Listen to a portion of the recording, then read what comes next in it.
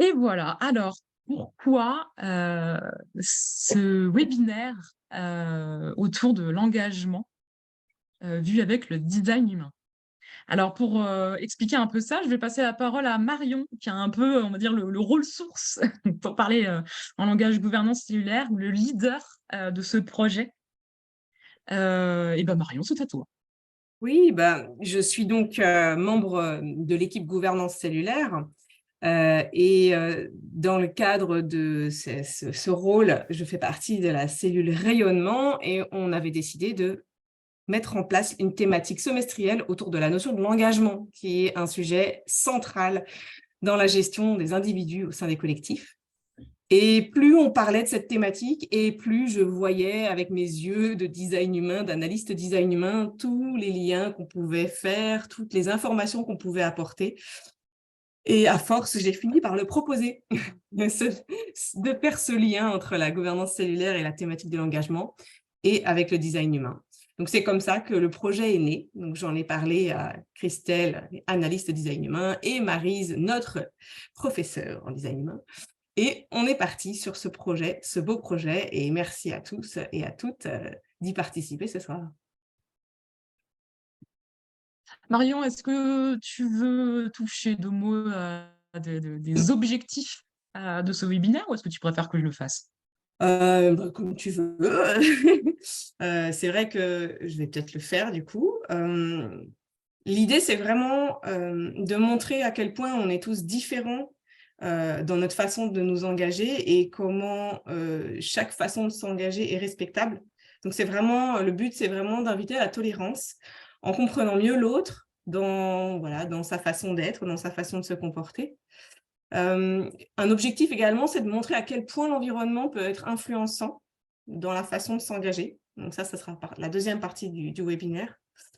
L'idée, c'était également de faire connaître le design humain auprès des acteurs des gouvernances partagées et inversement, de faire connaître la gouvernance partagée auprès des acteurs du design humain, puisque finalement, on a mis tous nos réseaux en commun. Donc, vous êtes les dignes représentants de nos réseaux. Et donc, naturellement, c'est un sujet extrêmement vaste, donc vous comprendrez bien qu'on va toucher du bout des doigts certains sujets et qu'on va avoir l'immense challenge d'arriver à être pédagogue tout en n'approfondissant pas. Donc, on espère de tout cœur que ça sera suffisamment clair et vous nous le direz dans le chat s'il y a besoin de réexpliquer. Eh bien, merci Marion. Concernant les intervenants, alors, avant de vous présenter nos intervenantes expertes, un petit point sur l'animation. Bon, vous l'avez compris, moi, je suis un peu la maîtresse de cérémonie ce soir. Voilà, je suis membre de l'équipe gouvernance cellulaire et je suis également coach et accompagnante en dynamique relationnelle. Et mon entreprise s'appelle Singulier Collectif. Au chat, nous avons Nicolas, qui est également membre de l'équipe gouvernance cellulaire et qui est accompagnateur des transformations individuelles, collectives et écologiques chez Ineco Transition. Voilà qui est dit pour l'animation. Nos intervenantes ont accepté de se prêter à un petit jeu qui est l'exposition de leur schéma de design humain. Alors, c'est un peu comme se mettre à poil, hein, vous allez voir, vous allez comprendre rapidement. No. Voilà. Et ça nous permet à toutes et tous de se donner une idée de ce qu'est un schéma et d'apercevoir un petit peu les différences entre les profils. Et ce sera l'occasion pour chacune des expertes de répondre du tac au tac à ce qu'est l'engagement, selon eux. Voilà. Et puis, petit point, nous avons Maryse qui occupera un rôle particulier pour apporter des éléments de théorie complémentaires à n'importe quel moment. Voilà. Est-ce que, Nicolas, tu pourrais afficher, s'il te plaît, la première diapositive? Non, c'est moi. Ouais, c'est Maryse, excuse-moi, Maryse. En fait, c'est pas mon outil habituel, donc je n'appuie pas sur les bons boutons. Voilà. La technique et moi ne sommes pas des grands amis. Donc voilà mon schéma de design humain. Donc je suis en effet dans la marmite du design humain depuis 15 ans et je forme aujourd'hui parce que j'adore ce modèle et que je pense qu'il peut nous aider profondément à plein d'endroits. J'ai une gratitude et une joie de mettre en lien le design humain et la gouvernance cellulaire. J'en avais rêvé, Marion l'a fait. Et je vais pas vous présenter mon design humain, mais l'engagement pour moi, si je regarde par rapport à mon schéma de design humain, je m'engage et je maintiens mon engagement quand les choses me font profondément vibrer et quand les choses font sens pour moi. Et là, en effet, j'ai une capacité à rester engagée parce qu'il y a l'engagement de début et l'engagement dans la durée. Si ça fait sens, je pourrais rester engagée. Et on verra, c'est un vrai défi, en effet, ce soir, de réussir à vous parler du design humain en 1h15 sur une thématique où on va aborder plusieurs niveaux de structure. J'ai un prérequis qui me permet de rester focus dans mon engagement, c'est l'interaction avec les autres. Je ne sais pas, naturellement, rester engagée si je suis toute seule et je vous expliquerai tout à l'heure pourquoi. Merci Maryse. Vas-y, Alors, Marie, trouve diapo la bonne suivante. touche. J'ai la bonne touche. Bon, bah, du coup, c'est nous qui nous présentons. Donc, moi, je suis coach certifié en accompagnement du changement et analyste en design humain.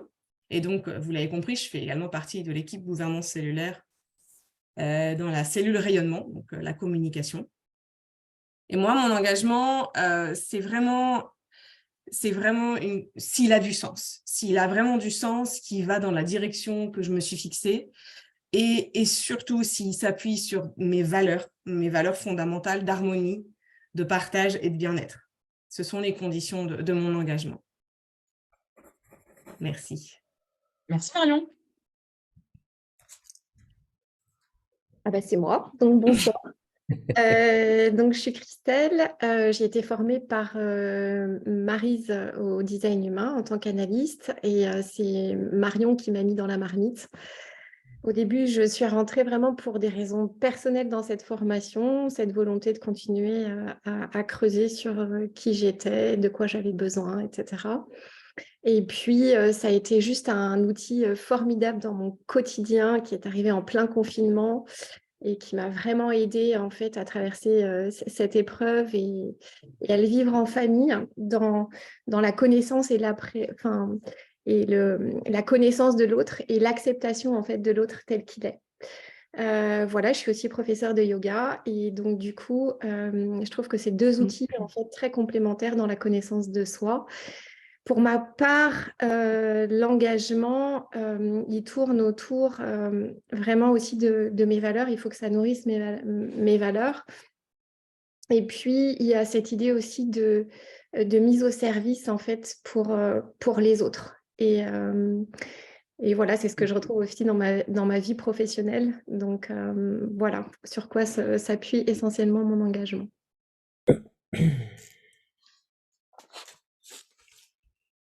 Il y a Jean-Luc qui demande si ce qu'on dit, ça a un rapport avec notre schéma, et j'ai envie de lui répondre que oui, notre engagement peut se comprendre à travers notre schéma, mais on le verra ensuite. Merci. Alors, c'est le défi, hein, justement, c'est d'essayer en 1h15 de pouvoir aussi caler une réponse à cette question. Il y a énormément de points à aborder. On verra bien. Le fait de vous montrer les schémas, c'est aussi pour vous montrer toutes les différences et le fait que justement, il y a des singularités et une diversité. Et c'est ça qu'on veut vous montrer ce soir, en fait. Allez, on continue. Maryse, le bouton. Voilà, merci. Donc moi, je m'appelle David Dreyer, je suis membre de l'Instant Z et de l'équipe de gouvernance cellulaire. Je ne fais pas de design humain, j'ai juste eu le plaisir de m'y confronter récemment sur mon profil personnel. Et ça m'a vraiment impacté, bluffé, je ne sais pas quel adjectif mettre dessus. Donc moi, je suis là ce soir assez en retrait pour faire un petit peu le lien avec les notions de gouvernance cellulaire ou de gouvernance partagée plus en détail. Donc je crois que j'ai une petite intervention au début, une petite intervention à la fin. Et le reste du temps, je vais me nourrir de contenu partagé un peu comme tout le monde. Voilà, merci. Eh ben, merci David. Et justement, sans transition, tu vas pouvoir nous présenter très brièvement ce qu'est la gouvernance cellulaire. Voilà, merci. Alors, la gouvernance cellulaire, pour celles et ceux qui découvrent ça, c'est un modèle de gouvernance ou d'organisation au sein des structures qui essaye voilà, de moins centraliser l'autorité, la prise de décision, pour la répartir sur le plus grand nombre. Donc, des fois, on entend le terme horizontal, c'est pas vraiment ce qu'on cherche. On cherche plus à structurer la distribution de l'autorité. Et pour que ça fonctionne, en fait, il faut qu'il y ait un maximum de gens qui soient engagés, qui soient prêts à se saisir du sens de la mission qui est celle de l'organisation ou de leur équipe, qui soient prêts à devenir proactifs dans la recherche de solutions, dans la création de valeurs, qui puissent se montrer responsables en fonction justement des autorités et des possibilités qu'on leur donne. Et puis que cet engagement, en fait, ça soit quelque chose qui soit dans le durable, puisque en sortant un petit peu des systèmes de subordination, on sort aussi de cette motivation qui vient: «Il faut bien que je gagne ma vie», par ce que je fais a du sens, comme le disait un petit peu Marion tout à l'heure.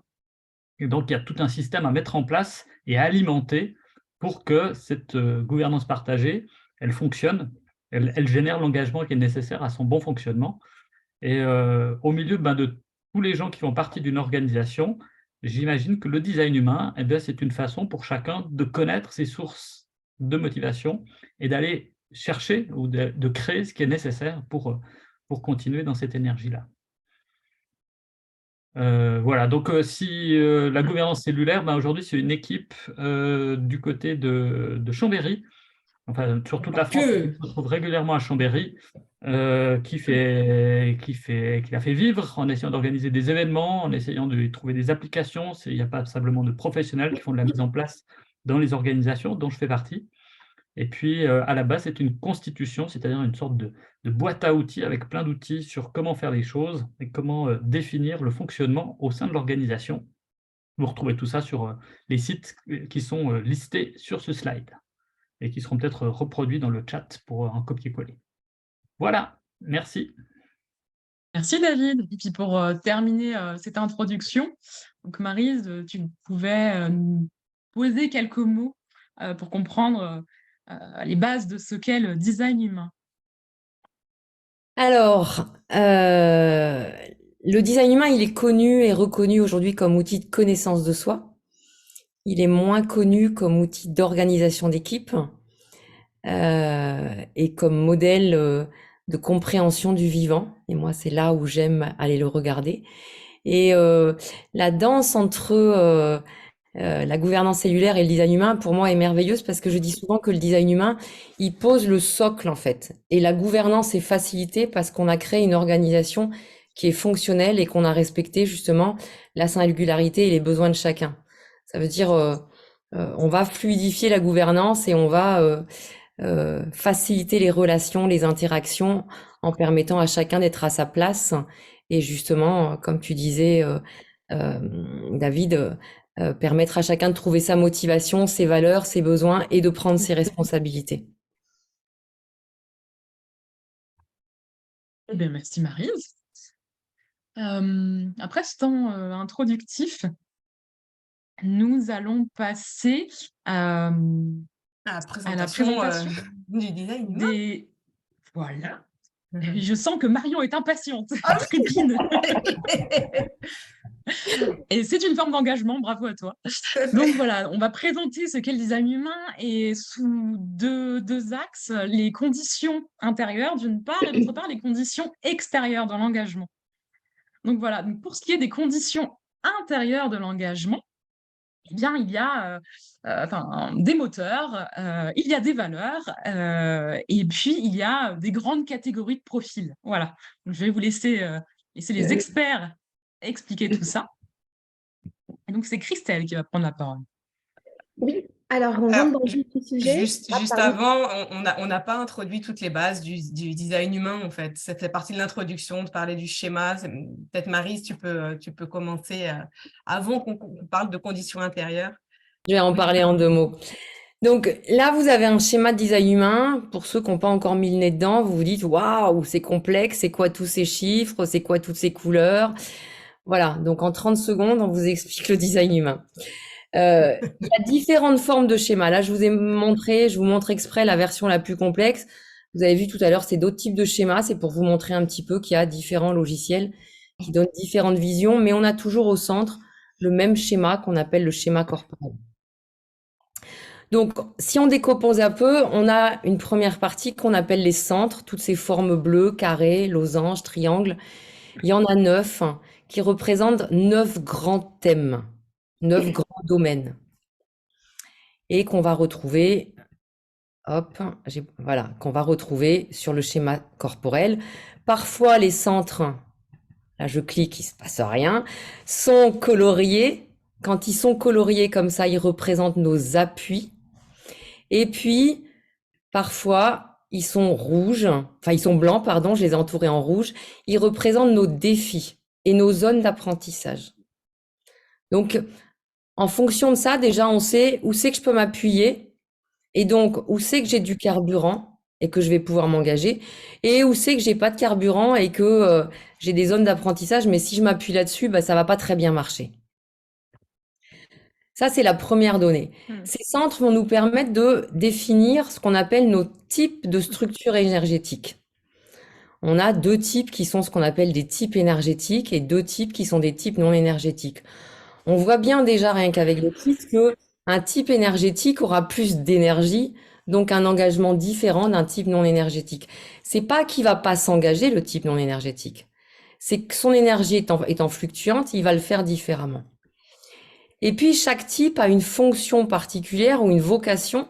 Donc, si ce qu'on me demande de faire n'est pas en accord avec ma fonction, ça va être compliqué de m'engager. Et ça va être compliqué de perdurer dans mon engagement. Donc, les générateurs, les types générateurs, qui sont la majorité d'entre nous, 70%, ont pour fonction de générer de l'énergie, d'être un espèce de carburant, d'être un moteur à énergie libre, et leur condition d'engagement, c'est la satisfaction dans ce qu'ils font. S'il n'y a pas satisfaction, eh ben, j'aurai du mal à m'engager et à avoir un engagement qui dure. Les manifesteurs, eux, leur fonction, c'est d'impulser l'énergie. Vous savez, c'est un petit peu comme les vieilles voitures. On avait un starter avant dans les vieilles voitures. Ça n'existe plus aujourd'hui. Mais c'est le rôle du manifesteur. C'est d'être le starter qui va démarrer, qui va faire chauffer la machine, qui va faire pulser. C'est l'interrupteur qui dit, allez hop, on y va, on allume, on avance. Et ses conditions d'engagement à lui, c'est la paix et la tranquillité. Ça veut dire, moi, je booste, mais après, j'aimerais bien être paisible et tranquille et qu'on me fiche la paix. Le projecteur, c'est ce que j'apparente souvent à l'ampoule électrique. C'est celui qui est là pour guider. Guider quoi? Guider l'énergie de tous ces générateurs qui en ont plein mais qui savent pas quoi faire avec. Donc sa vocation, c'est de guider, c'est de conseiller, c'est d'organiser, de manager. Et sa condition d'engagement, c'est OK, je m'engage moi à condition qu'on me reconnaisse dans qui je suis et dans la valeur que j'apporte et dans ma capacité justement à être un conseiller et un guide. Ne demandez pas à un projecteur de se transformer en générateur, ça marchera pas.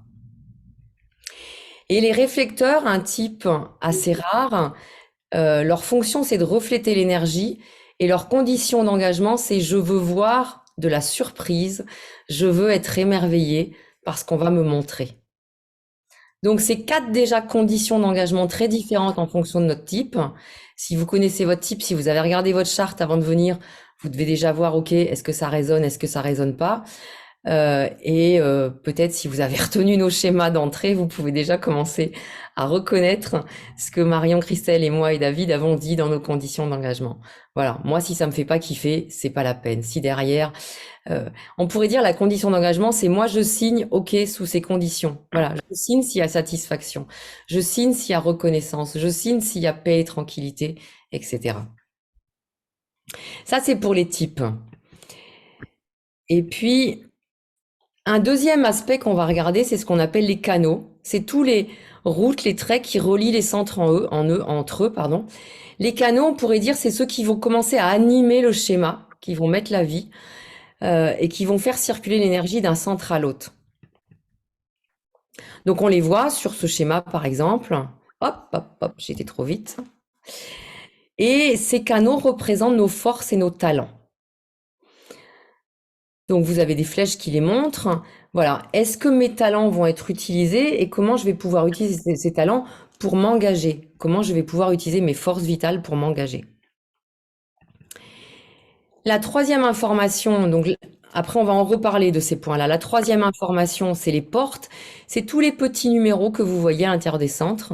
Il existe exactement 64 portes qui correspondent à 64 types d'intelligence ou de potentiels différents. Et donc, on les voit représentés de chaque côté du schéma.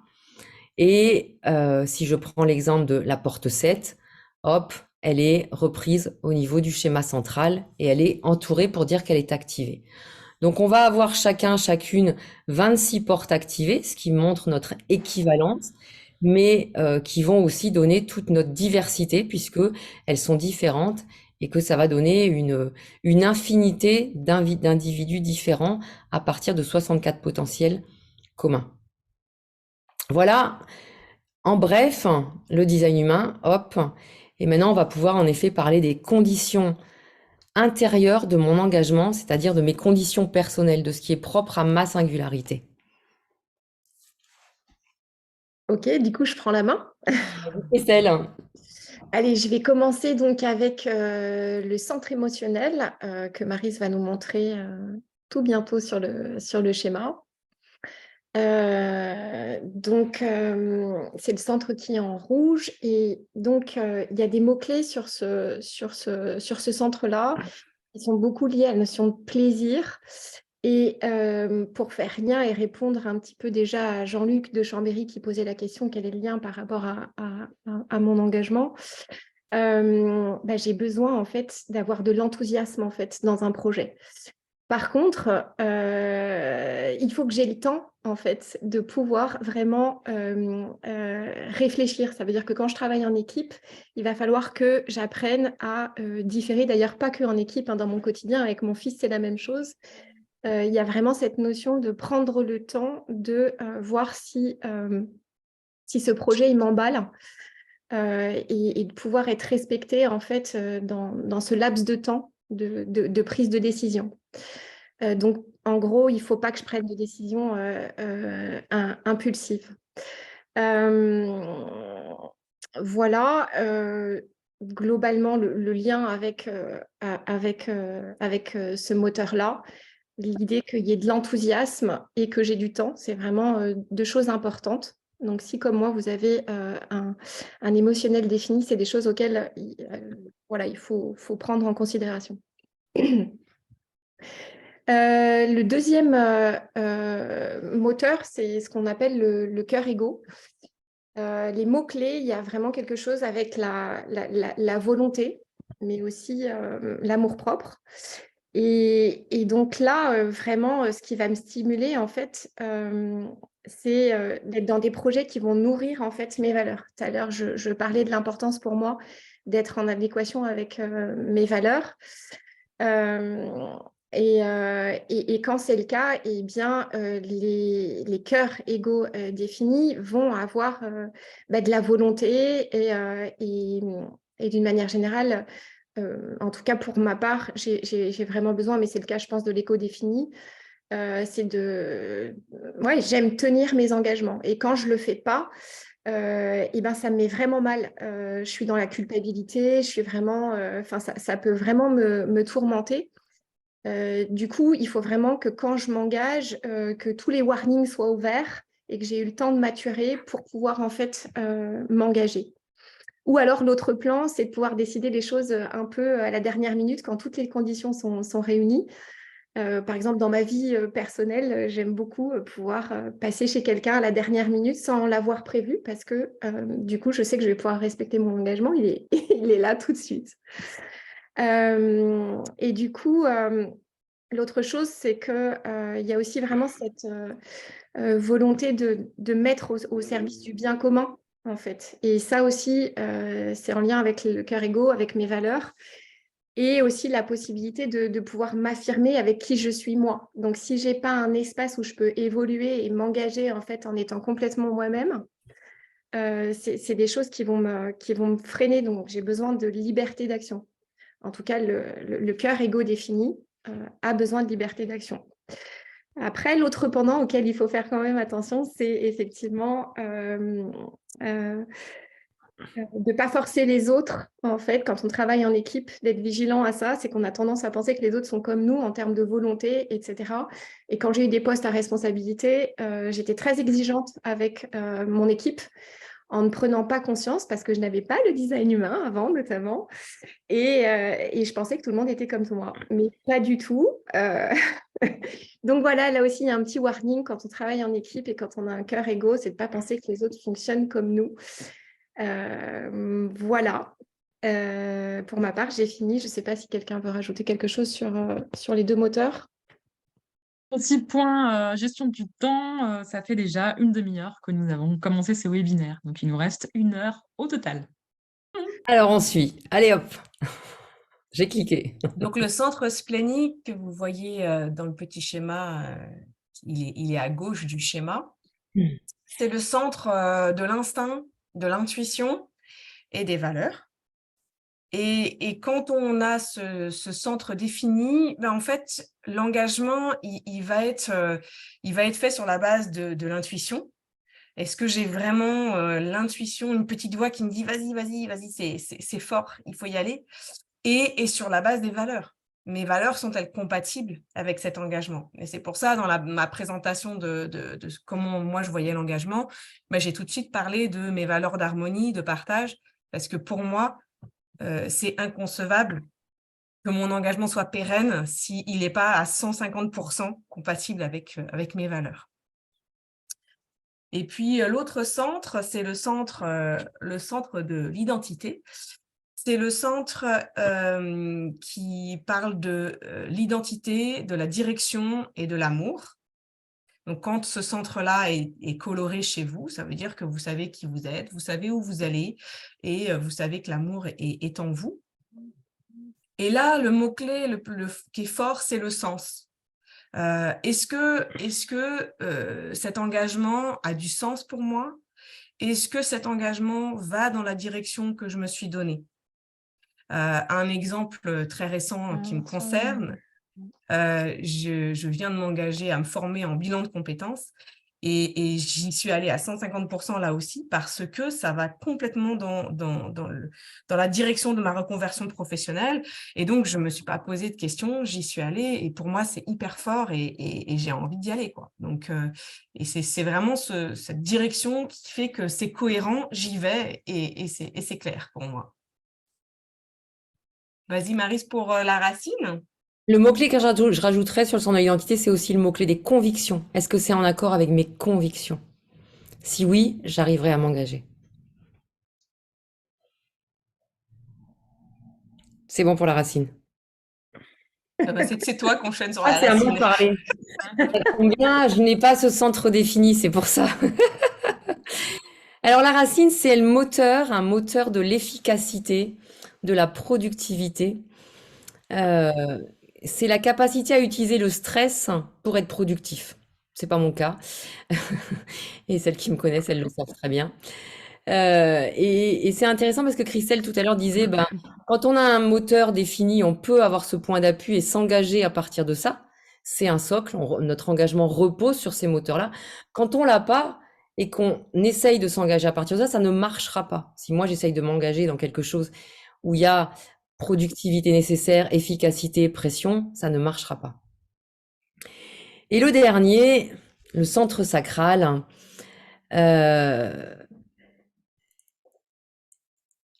envie de dire le plus puissant, c'est le moteur de l'envie, c'est le moteur du kiff, c'est le moteur de la satisfaction.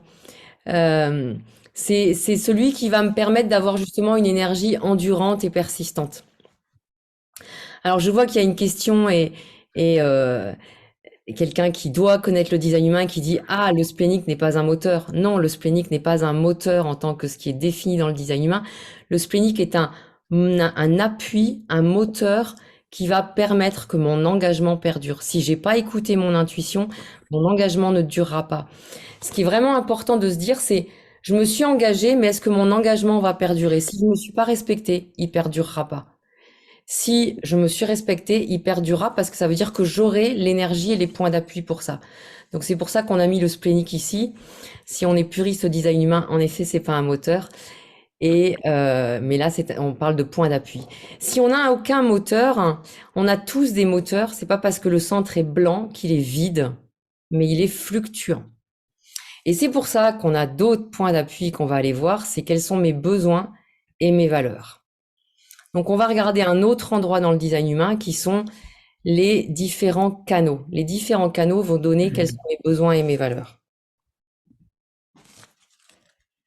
J'ai un point de vigilance sur. Je vois que Mérite a rebondi et j'imagine qu'il y a une discussion passionnante à avoir sur ce point. Moi, j'ai un point de vigilance à éviter de rentrer trop dans le technique parce qu'on a énormément de choses à avancer, Tout à fait. à évoquer. Voilà, donc je propose qu'on avance. Ok, eh bien, j'embraye sur les canaux individuels. Les mots-clés, en tout cas, qui vont se dégager en fait pour ces canaux, c'est vraiment d'être dans l'autonomisation, mais pour le bien-être commun. En fait, mes cadeaux individuels, enfin, on en a peut-être pas tous, mais en tout cas pour ma part, et c'est pour ça que j'en parle, c'est en majorité en fait dans mon design. L'idée, c'est que quand je m'engage, et d'un point de vue extérieur, ça peut paraître en fait très égoïste, mais je vais avoir tendance à faire les choses pour moi, mais pour le bien commun, en fait, à la finale. Donc, il y a vraiment une volonté derrière, pas de faire pour soi, mais de faire pour soi, pour l'autre. J'espère que je suis claire dans ce que je dis. Voilà, et puis dans les canaux individuels, il y a aussi cette difficulté en fait de rentrer en fait dans un moule. Avec cette sensation que j'ai eu un besoin irrépressible en fait d'exprimer en fait ma différence, mais pas pour mettre en avant, mais parce que je suis. Et quelque part, en acceptant en fait qui je suis et ma différence, ça permet aux autres en fait de pouvoir le faire. Ça, c'est pour les canaux individuels. Et puis, on a aussi ce qu'on appelle les canaux tribaux. Oui, tribaux, je ne sais plus. Marche. Et ça, c'est vraiment, merci, au service de la communauté.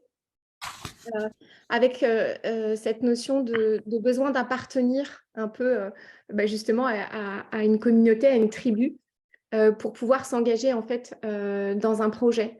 Donc là, par exemple, pour ce soir, moi, j'avais besoin en fait de faire partie. Puis ma tribu, la tribu, c'est le design humain, et moi, je me sens portée et soutenue, ce qui me permet vraiment en fait de m'engager en fait dans ça. Et je ne sais pas si je parle du canal maintenant, mais en tout cas, pour ce qui est de mon schéma, moi, j'ai le 40-37 qui est un canal tribal et qui est celui du gagnant-gagnant. Et il y a vraiment cette notion d'équité dans les relations pour que je puisse m'engager sereinement, en fait. Voilà. Je te laisse la parole, Marion. Oui, le dernier groupe de canaux, c'est le circuit collectif. Hein. Vous avez compris, en haut à droite, on vous montrait les canaux qui correspondaient à ces circuits-là. Donc, ça vous permet de regarder sur votre schéma si vous les avez. C'est quand même souvent qu'on en a de plusieurs circuits différents, ce qui fait de nous toute la complexité et toute la richesse de notre personnalité. En tout cas, ce qui a trait au collectif, ce circuit-là, il est vraiment en effet au service du collectif, mais pas le petit clan, l'univers, le monde. Et il y a vraiment cette volonté d'universaliser.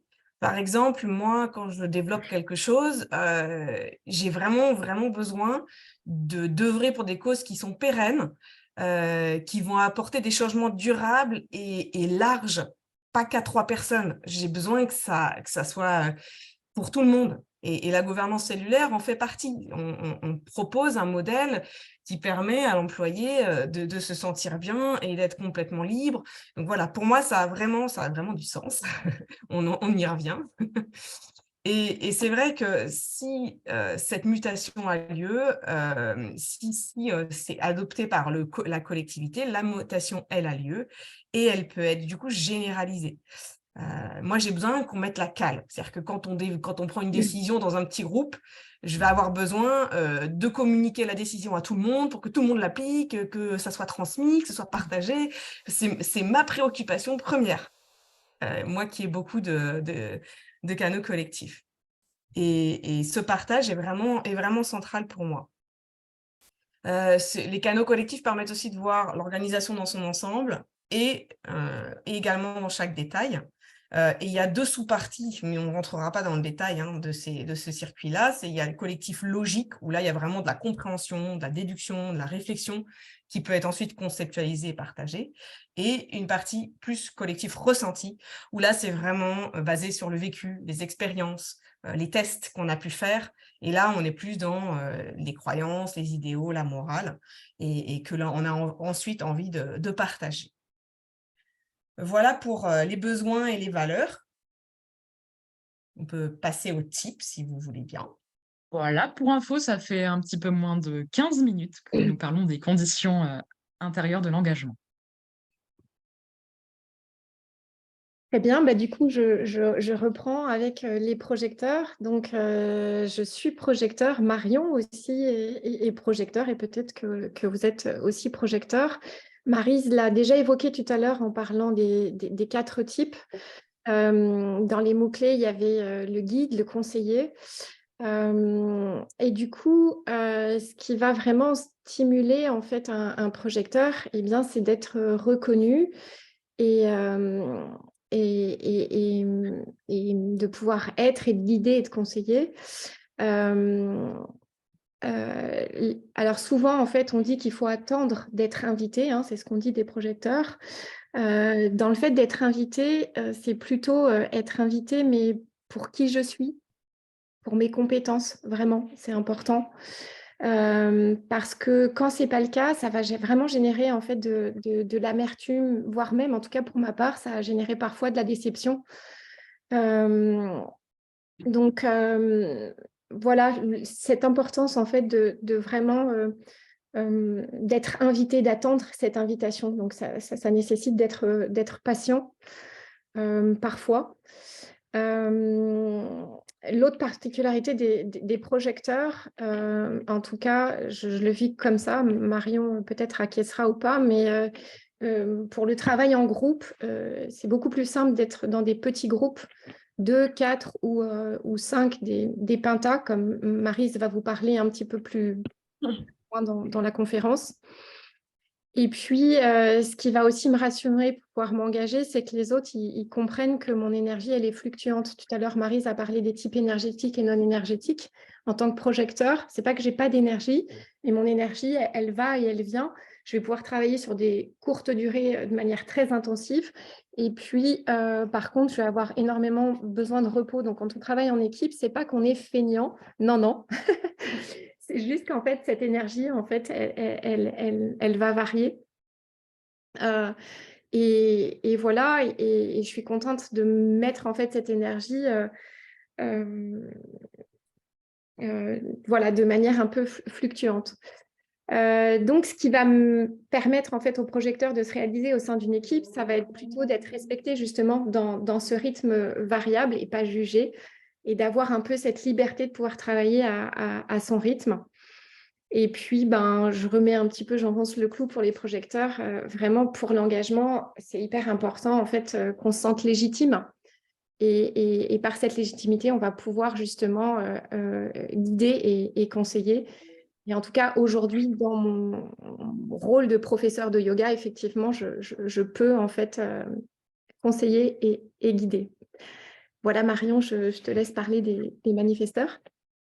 Donc, en effet, les manifesteurs, Maryse en avait parlé au début, c'est un initiateur, un impulsateur. Il sera souvent à l'initiative des projets. En fait, je dis « il » parce que du coup, je suis projecteur, donc je ne parle pas de moi là sur ce coup-ci.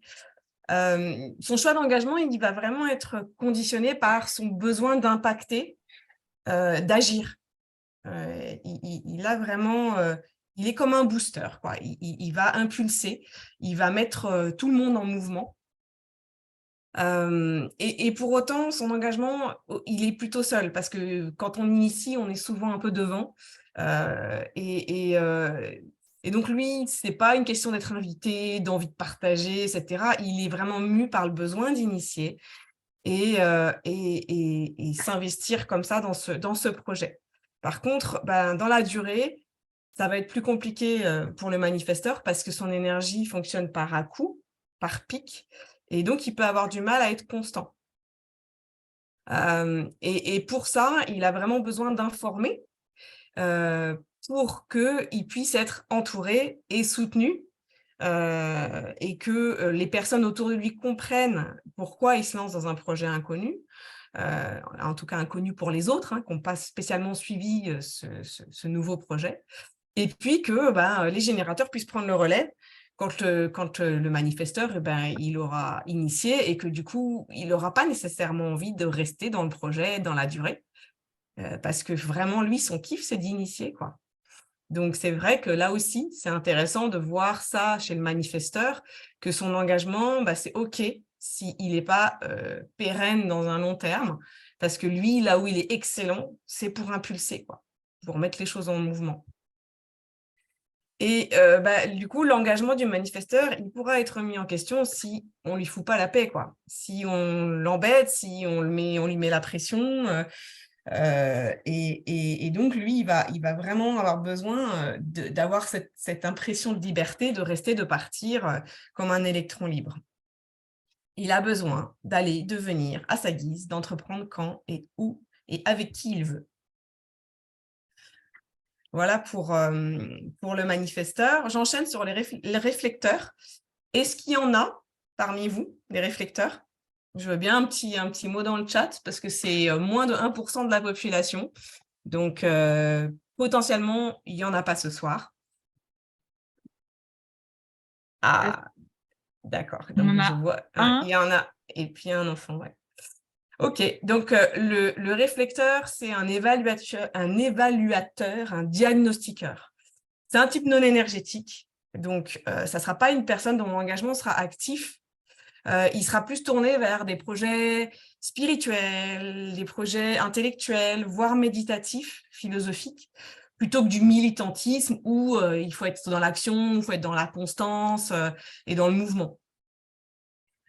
Le réflecteur est basé sur le cycle lunaire.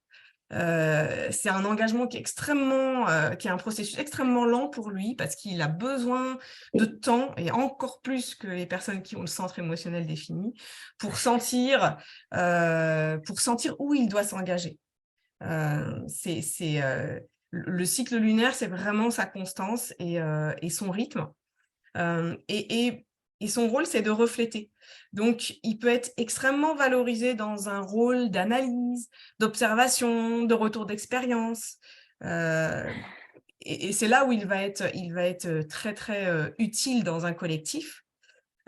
Et alors là, on en parle un peu en anticipation, mais il a totalement besoin d'un environnement sain parce que son engagement, il va être favorisé par un collectif qui est fait de personnes équilibrées.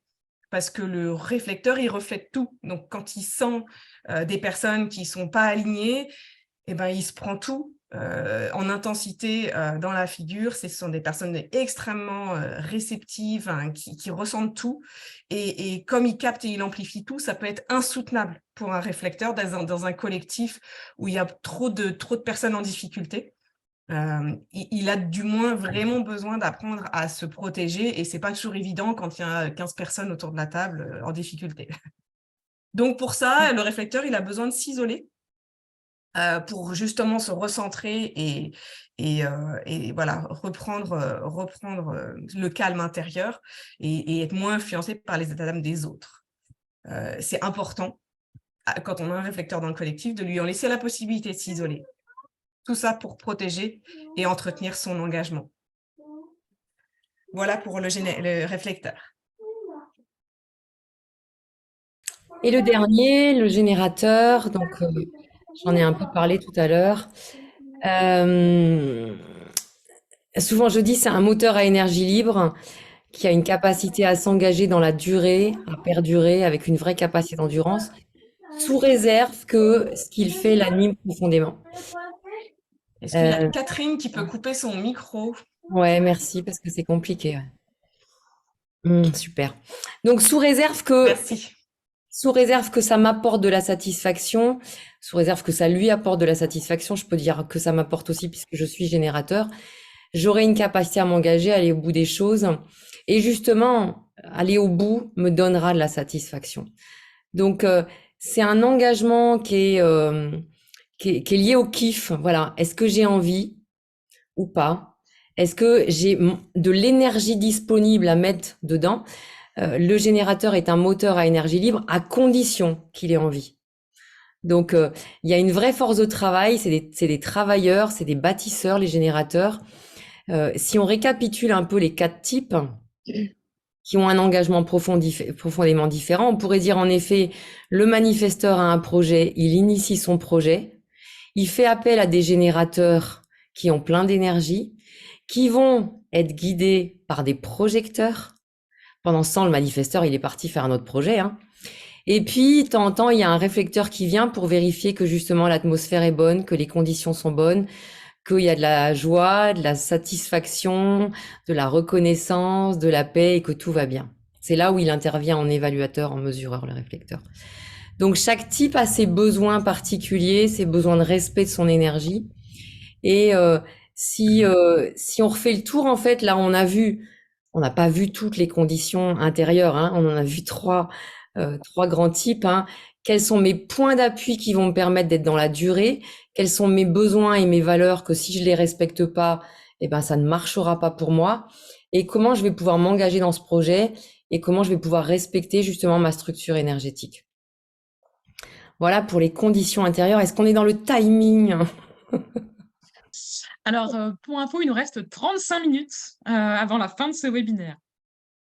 Donc, il y a un petit challenge d'aborder la deuxième partie et les questions Allez, dans le temps qui nous reste. on fonce alors. Alors, il y a quelques questions, mais qui concernent des combinaisons possibles avec l'énéagramme.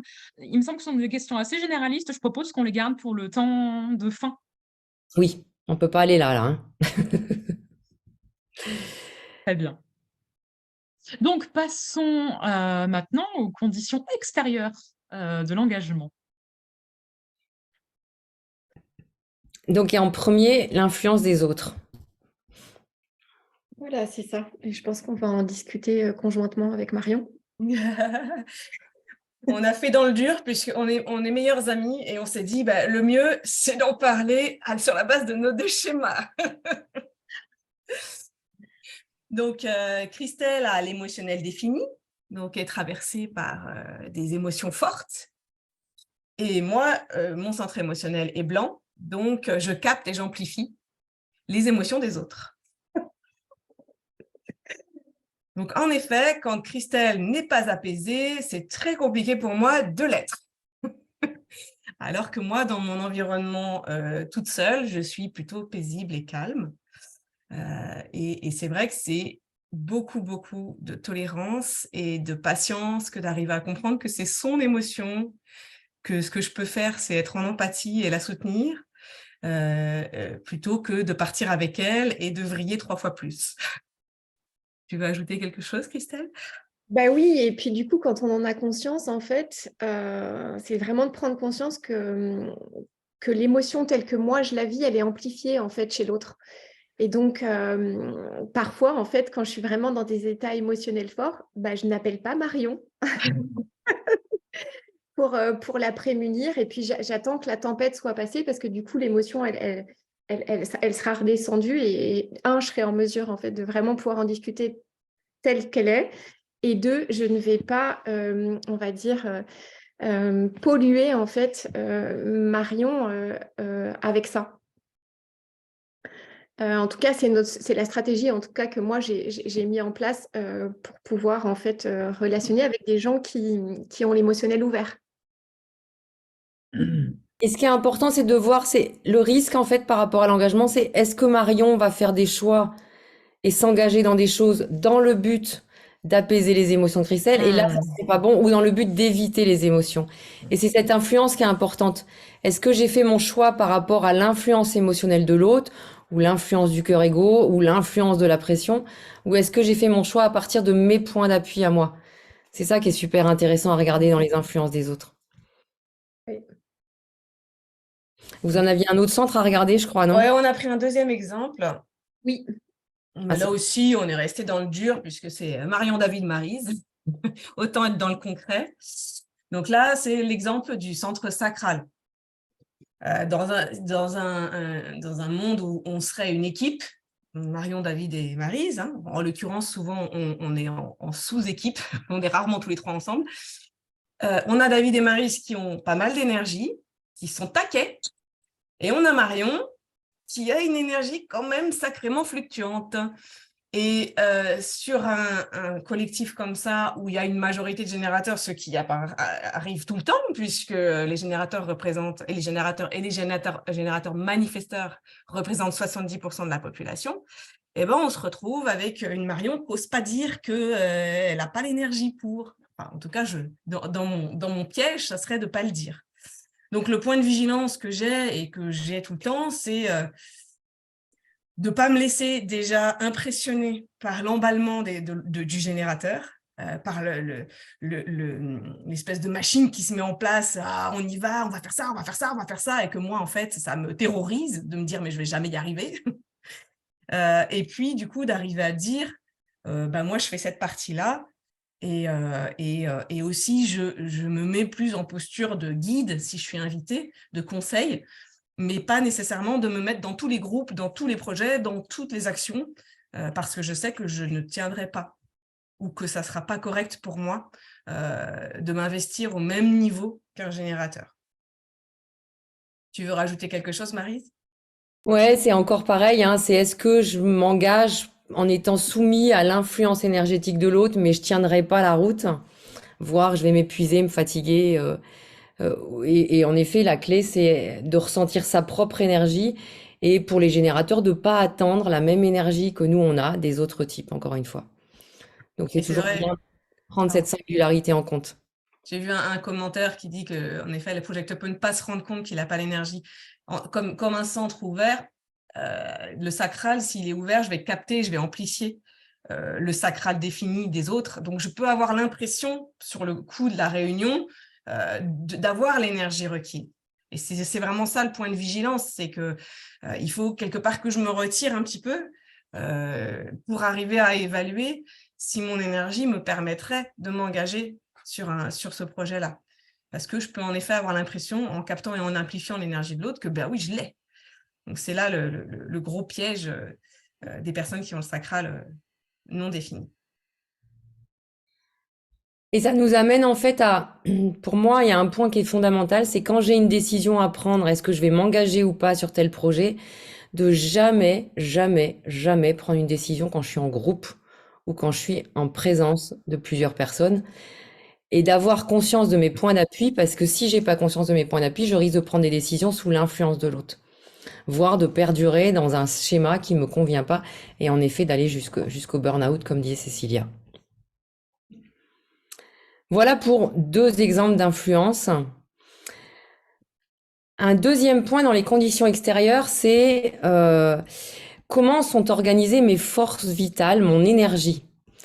Donc si je prends ce premier exemple qui est mon schéma, j'ai un moteur, j'ai un centre gorge qui est celui qui va faire aboutir l'énergie de mon moteur, sauf que ça va pas direct. On voit au niveau de la flèche que mon moteur ne va pas à la gorge quand je suis toute seule. Ça veut dire que moi, pour que mon énergie elle aille au bout et que mon engagement soit pérenne, j'ai besoin d'être en interaction avec d'autres. Et là, on est vraiment sur des besoins fondamentaux. J'ai besoin d'être en lien avec d'autres, en co-création avec d'autres, en interaction avec d'autres, pour que mon énergie puisse se manifester et que mon engagement puisse perdurer. Un autre exemple, c'est l'exemple d'un projecteur ici, qui a un centre d'énergie en bas, qui a un centre-gorge ouvert. De la même manière, pour que son énergie puisse se déployer, il aura besoin que quelqu'un, hop, pardon, j'ai trop vite, vienne faire le pont et pour que cette énergie puisse, de la même manière, perdurer. Donc, on ne peut pas demander autant à cet exemple de schéma où il y a un centre moteur, un centre sacral ouvert, donc un moteur de la racine, un centre sacral ouvert et une non-connexion à la gorge, que à cet exemple de schéma où on a 3 moteurs qui sont reliés directement à la gorge. On voit bien que l'énergie est beaucoup plus puissante dans le dernier schéma que dans le deuxième et que ça joue sur les conditions d'engagement. Conditions tant mon énergie intérieure que est-ce que j'ai quelqu'un autour de moi qui fait que il va me donner des ponts, des portes qui me permettront d'amener mon énergie à la gorge. Si on prend pas ça en considération, on va attendre des gens qui produisent une énergie qu'ils n'ont pas. Donc ça, c'est pour moi un des critères fondamentaux d'interaction, de conditions d'interaction pour que notre engagement puisse perdurer encore une fois. Et là, je vous ai montré que 3 exemples, mais il y en a bien entendu plein d'autres.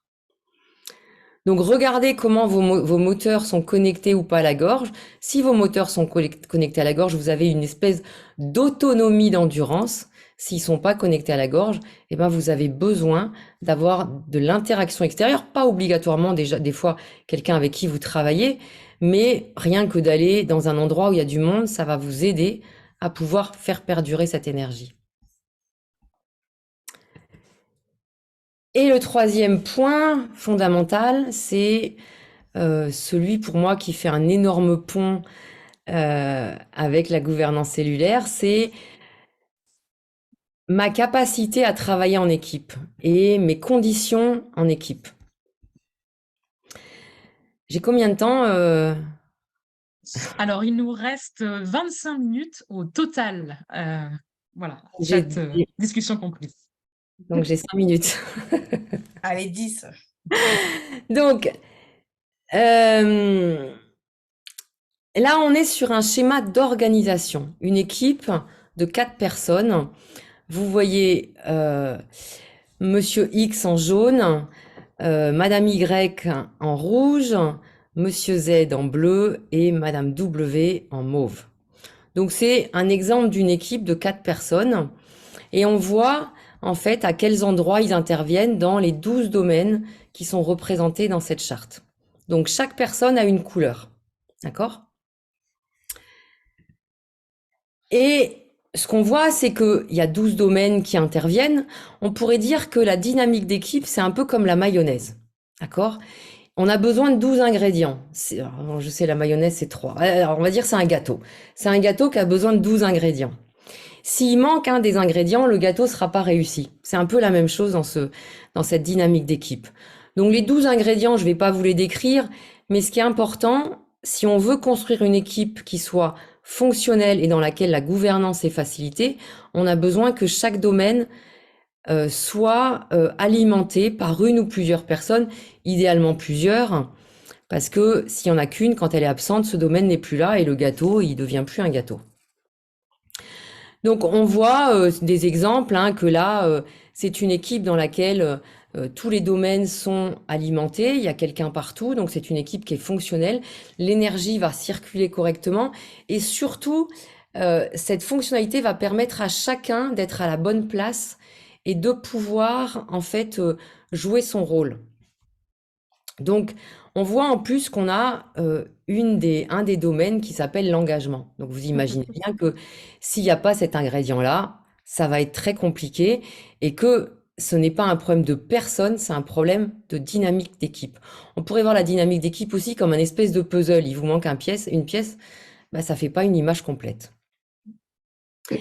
Si je vais pas vous détailler les domaines, comme on a dit au début, c'est un défi de vous parler de tout ça et c'est pas une formation. Mais on a aussi une autre vision, c'est de voir justement tous les domaines de compétences et tous les attributs que possède cette équipe. Donc là, on voit qu'il y a du monde partout. Donc c'est une équipe qui va bien fonctionner, qui est fonctionnelle. Si on prend un autre exemple, l'équipe numéro 2, on voit que, en effet, la case de l'engagement n'est pas présente, que c'est assez vulnérable. Dès qu'il manque une personne, si la personne en jaune n'est pas là un jour au boulot, bam, il y a encore plus de gaps. Et ces gaps, en fait, que ce soit l'engagement, la surveillance, les relations publiques ou l'administration, voyez-les comme des pertes d'énergie, en fait. Donc des pertes d'énergie, des pertes d'engagement. Et là, maintenant, on pourrait même dire qu'ici, il n'y aura pas d'engagement. Quand on n'a pas vision de cette organisation fonctionnelle, on peut se retrouver dans une équipe où on va faire plein d'efforts, plein de réunions, on va faire appel à des consultants, etc. pour essayer de mettre en place des règles, des fonctionnements, une meilleure communication. En fait, ça marchera pas. L'ingrédient n'est pas là, c'est même pas la peine. L'ingrédient engagement est pas là, il y aura pas d'engagement. L'ingrédient relations publiques est pas là, ça veut dire qu'on sera pas visible de l'extérieur, on pourra faire toute la com qu'on veut. Ça ne fonctionnera pas. C'est une équipe dysfonctionnelle. Donc quand on a quelque chose comme ça, il faut tout de suite voir ça et se dire bon ok, ça marche pas en équipe. Du coup, quelle dynamique on va prendre? Peut-être on va faire une dynamique de 2 personnes, 2 personnes, 2 personnes, et pareil de choisir des dynamiques fonctionnelles. Mais on peut vite s'épuiser dans une dynamique comme ça, à essayer de trouver des solutions qui ne fonctionneront pas parce qu'on n'a pas l'ingrédient de base. C'est vraiment une histoire d'ingrédients en fait, hein. On s'en rend bien compte en permaculture, je fais souvent le lien parce que c'est admis aujourd'hui au niveau de la permaculture que chaque plan a des besoins particuliers et qu'il y a une cohabitation entre certains légumes qui est fonctionnelle et qui va donner de l'énergie aux autres. C'est pareil avec les humains en fait. Si on nourrit pas certains besoins et certaines conditions de déploiement de l'équipe, ça ne fonctionnera pas. Je sais plus ce que j'ai mis après. Donc, si on compare, voilà, ces 2 équipes, on voit bien tout de suite en image que dans l'équipe 1, il y a de l'énergie, que ça dépote. Dans l'équipe 2, ça va pas démarrer. Et je crois que je vous ai mis une autre diapositive. Voilà, un autre exemple aussi à prendre, c'est que il y a des personnes, imaginons dans l'équipe numéro 1, Monsieur X en jaune, on voit qu'il a 1, 2, 3, 4, 5, 6, 7 potentiels. Il fournit 7 ingrédients dans l'équipe. Donc, il est vachement important dans l'équipe. Et il doit très certainement se sentir bien dans cette équipe parce qu'il peut mettre en potentiel ces 7 ingrédients. À côté, Madame Y en mauve, elle n'a que 2 ingrédients. Et très certainement, par rapport à son schéma global, c'est faible. Alors, on va pas faire tous les liens et mettre son schéma global, hein, mais c'est pour vous montrer un petit peu tout ce qui intervient. C'est le but ce soir. Très certainement, une majorité de ces potentiels ne sont pas présents dans cette équipe et ils sont mis de côté. Et ça veut dire que, entre guillemets, elle est mal utilisée. J'aime pas ce mot parce qu'on est des êtres humains et on n'est pas des objets d'utilité publique. Mais très certainement, une majorité de ces potentiels ne sont pas utilisés. Et ça veut dire que, on l'a bien vu en écoutant Marion et Christelle, si je suis pas utilisée avec tout ce que je porte en moi, je ne suis pas valorisée. Et si je ne suis pas valorisée, je n'arriverai pas à m'engager. Une des clés fondamentales de l'engagement, c'est la valorisation de mes potentiels. Si je me sens reconnue, si je me sens valorisée et que je peux utiliser mes potentiels dans ce projet, dans cette équipe, waouh, ça dépote. Mais si on me demande de faire des choses qui sont pas en accord avec mes potentiels, ou si on n'utilise pas si je n'ai pas l'opportunité d'utiliser la majorité de mes potentiels, c'est un peu comme un muscle qu'on n'utilise pas. Je vais flétrir en fait. Et le but du jeu, c'est pas de flétrir dans une équipe. C'est de rayonner, c'est d'être dynamique, c'est de partager, c'est d'être soi. Donc, l'organisation d'équipe, moi, c'est mon point de... Vous avez vu, je le kiffe trop, cette organisation d'équipe, parce que j'ai la conviction qu'on peut résoudre une quantité de ce qu'on appelle le PFH, de conflits, de tensions, de ce facteur humain qui est souvent reproché, mais qui vient pas du facteur humain, qui vient des conditions d'organisation qui ne sont pas fonctionnelles à la base. Voilà. Par expérience, j'ai travaillé dans des équipes fonctionnelles et j'ai toujours dit, plus jamais on m'y reprendra, je ne gaspillerai plus mon énergie dans une équipe dysfonctionnelle. Et ce qui est magique avec le design humain, c'est qu'on le voit en très rapidement, tout de suite. Est-ce que mon équipe est fonctionnelle ou pas? Si elle n'est pas fonctionnelle, est-ce que j'embauche? Est-ce que je réorganise? Voilà, on est 3, ça marche pas. Peut-être qu'on va faire des associations et que Madame Y va plus travailler avec, enfin, mauve et rouge vont travailler ensemble parce que ça matche super bien et rouge et jaune vont travailler ensemble parce que ça matche super bien. Et donc, on a une capacité de s'adapter à ces conditions. Waouh, j'ai tenu les 10 minutes. Yes. Bravo Maryse. Je voulais vous laisser Bien. la place pour les questions parce que j'en ai vu plein dans le chat. Et oui, il y a énormément de questions. Il nous reste 19 minutes très exactement. Et avant de passer aux questions, on proposait que David fasse le lien avec la gouvernance cellulaire, qui est d'ailleurs une question qui a été posée dans le chat. Que tu boucles. Oui, merci, vraiment merci pour avoir réussi à faire tenir autant de contenu sur ce temps-là. Ben, je vais aller à l'essentiel pour laisser un maximum de temps aux questions. Moi, je trouve ça hyper enrichissant parce que ça fait des années qu'on amène des outils de structure avec la gouvernance partagée ou la gouvernance cellulaire pour avoir des réunions efficaces, tu en parlais tout à l'heure, pour définir qui fait quoi, etc. Mais en fait, moi, ce que je vois déjà, c'est qu'en fait, si l'équipe elle est dysfonctionnelle, en vision au design humain, ben, on aura beau mettre toute la structure qu'on veut, on n'arrivera sûrement pas à pallier à ça, quoi. Donc, c'est déjà un bon point d'analyse, c'est de se dire, est-ce que ces outils qu'on amène avec les gouvernances partagées s'appuient sur des équipes qui sont fonctionnelles, parce que sinon, on risque d'essayer de mettre un emplâtre sur une jambe de bois. Ça. Euh, et pour ça, enfin, et un deuxième aspect de la gouvernance partagée, c'est vraiment avec la notion de rôle, c'est de permettre à chacun de trouver la place qui va lui permettre de se réaliser, c'est-à-dire d'exploiter au mieux ses compétences, d'être dans une autonomie ou avec un cadre qui lui permet vraiment d'exprimer son plein potentiel. Et ça, si les gens ne se connaissent pas, s'ils ne connaissent pas ces mécanismes internes qui sont les leurs, moi, quand j'entends Marion qui explique comment marche son processus d'engagement et à quoi elle doit faire attention, etc., je me dis, ça doit être génial de l'avoir dans un groupe parce qu'elle doit être capable de verbaliser, de dire, oups, là, je ne vous réponds pas parce que je me connais, je risque de m'engager à tort, donc je vous rappelle demain pour dire que… Et ça nécessite un travail finalement individuel de chaque personne d'accepter de se découvrir et ça donne le potentiel de se saisir des rôles qui sont les plus adéquats. Moi, quand on a fait mon profil, là, Marion, clairement, je ne suis pas apparu dans la comptabilité. Ce n'est pas pour rien que je galère depuis plus d'une année après avoir repris la compta dans notre organisation. Donc, ça m'a donné le coup de pouce pour dire, bon, il faut que quelqu'un d'autre s'en occupe. Mais en l'occurrence, la personne qui l'a reprise ne sait pas si elle résonne à cet endroit-là parce qu'on n'a pas encore fait le travail d'équipe. Donc, ça vient vraiment soutenir, à mon avis, la dynamique d'une gouvernance partagée. Puis je trouve que le dernier point qui est super important et qui est lié plus à la première partie, c'est de se rendre compte que nos sources d'engagement, elles sont tellement multiples. Et moi, pendant des années, j'ai essayé d'utiliser les mêmes principes qui fonctionnent avec moi. C'est-à-dire que moi, quand je prends un engagement, eh ben, je vais la plupart du temps le tenir, même si c'est à la dernière minute, même si c'est à la ramasse, parce que j'ai à cœur de cultiver cette fiabilité. Et puis en essayant de faire prendre des engagements aux autres, en espérant qu'ils les tiennent, ben, j'ai été souvent déçu. Et ça, c'est parce qu'en fait, on n'a pas le même fonctionnement interne et ça nous amène un peu d'humilité sur tout ça. Et c'est finalement tellement complexe qu'il me semble que la seule façon de s'en sortir, c'est que chacun se connaisse et soit capable d'exprimer ses besoins.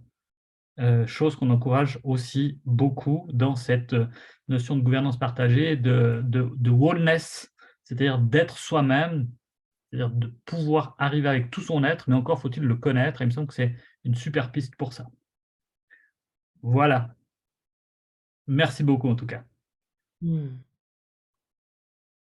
Alors, ben, il nous reste très exactement 15 minutes pour traiter les questions. Il y en a plusieurs.